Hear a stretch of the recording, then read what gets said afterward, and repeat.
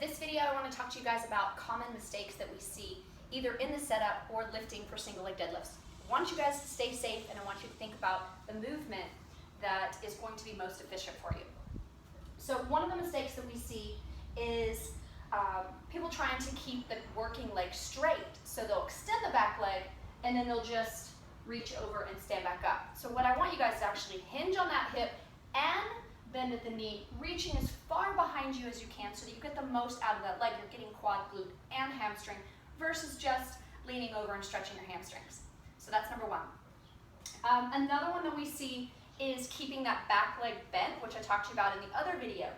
If you keep that back leg soft, then most people, or more often than not, have a tendency when they go to reach their bell, is they'll round. So they'll get in this position versus this nice long straight position. So one way to fix that or assess that is to put a dowel rod on your spine. Make sure that you have 3 points of contact. So you're going to have your head, your T-spine, and your sacrum touching the dowel rod.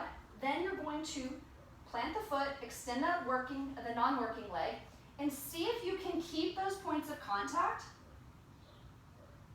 throughout the duration of the exercise. So that's going to make it most efficient. You're going to build more strength, more balance, and again, like I said, master them slow and controlled before you load them.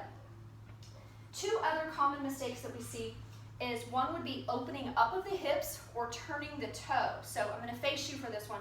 So for example, if I go to hinge and I turn this foot out, I'm also opening that hip up. So you'll see this. Okay, one, it's harder to balance.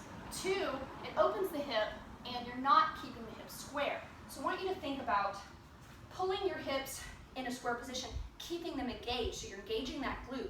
And part of pushing through that heel and pulling your toe or dorsiflexing your foot, you're going to keep that tension and get more out of the exercise.